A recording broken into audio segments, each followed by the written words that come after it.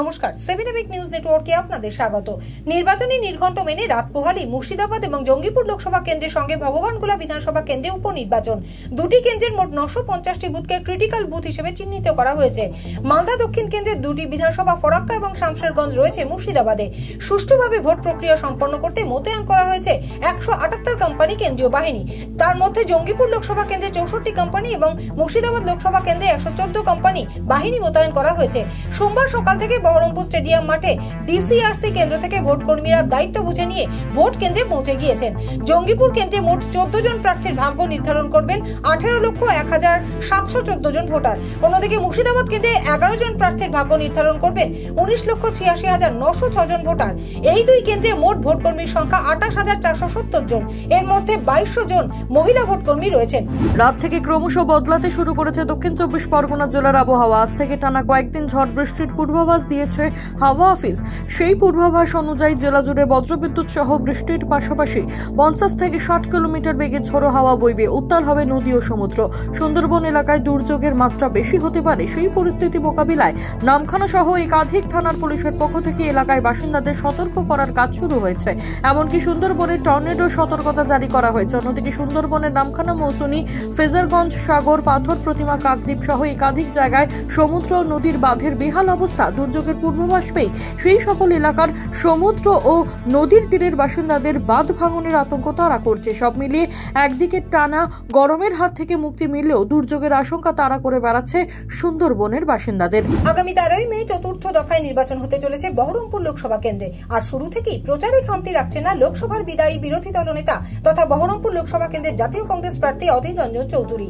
যদিও প্রচারে বেরিয়ে একাধিকবার বিরোধীদের বিক্ষোভের মুখে পড়তে হয়েছে দুধে এই রাজনৈতিক নেতাকে, তবে এসব কিছুকে তোয়াক্কা না করেই দিন রাত এক করে অধীরগড় বলে পরিচিত বহরমপুর লোকসভা কেন্দ্রের বিভিন্ন এলাকায় প্রচারে বেরিয়ে জনসংযোগের কাজ চালিয়ে যাচ্ছেন অধীর রঞ্জন চৌধুরী।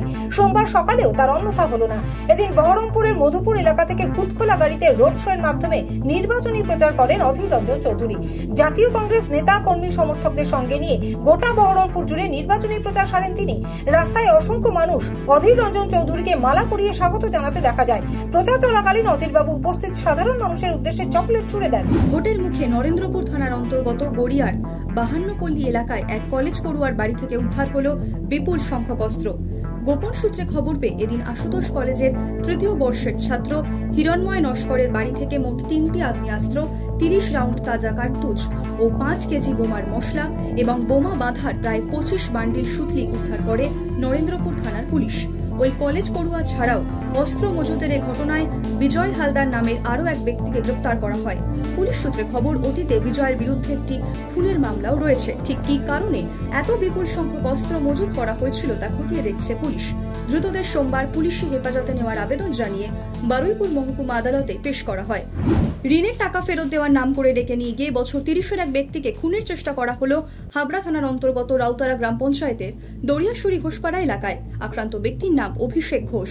সূত্রের খবর, মোকসেদুর রহমান নামের এক ব্যক্তি অভিষেকের কাছ থেকে 2 লক্ষ টাকা ঋণ নেন, আর তার মধ্যে 15,000 টাকা ফেরত দেওয়ার জন্য তাকে এলাকার এক পুরনো বাড়িতে নিয়ে যাওয়া হয়। তবে সেখানে যেতেই আচমকা অভিষেককে ধারালো অস্ত্র দিয়ে আঘাত করা হয়। কোনো ক্রমে সেখান থেকে পালিয়ে বাঁচেন অভিষেক ও গুরুতর আহত অবস্থায় তাকে বারাসাত হাসপাতালে নিয়ে যাওয়া হয়। ইতিমধ্যেই এ বিষয়ে হাবড়া থানায় লিখিত অভিযোগ দায়ের করা হয়েছে ও সেই অভিযোগের ভিত্তিতে স্বামী মণ্ডল নামের এক যুবককে গ্রেপ্তার করে পুলিশ। তবে এখনো এই ঘটনায় অধরাই রয়েছে মূল অভিযুক্ত।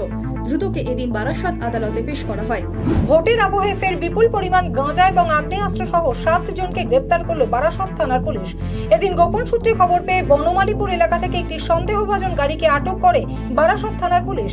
গাড়িতে তল্লাশি চালিয়ে উদ্ধার হয় 27 কেজি গাঁজা। এরপরই ধৃতদের জিজ্ঞাসাবাদ করে আরো 30 কেজি গাঁজা উদ্ধার করে পুলিশ। সেই সঙ্গে অভিযুক্তের বাড়ি থেকে উদ্ধার হয় 3টি আগ্নেয়াস্ত্র। স্বাভাবিকভাবেই প্রশ্ন উঠছে, নির্বাচনের আগে কি উদ্দেশ্যে অভিযুক্তরা এই আগ্নেয়াস্ত্রগুলি মজুত করে রেখেছিল? কোথা থেকে সেগুলো আনা হয়েছিল? উদ্ধার হওয়া বিপুল পরিমাণ গাঁজা কোথায় পাচার করা হচ্ছিল? তাদের সাথে আরো কারা যুক্ত রয়েছে তার তদন্ত শুরু করেছে বারাসত থানার পুলিশ। নির্বাচনের আগে এই ঘটনায় উদ্বিগ্ন পুলিশ প্রশাসনও। বারাসত থেকে শান্তনু বিশ্বাসের রিপোর্ট, 7 এবিক নিউজ নেটওয়ার্ক। জয় হিন্দ।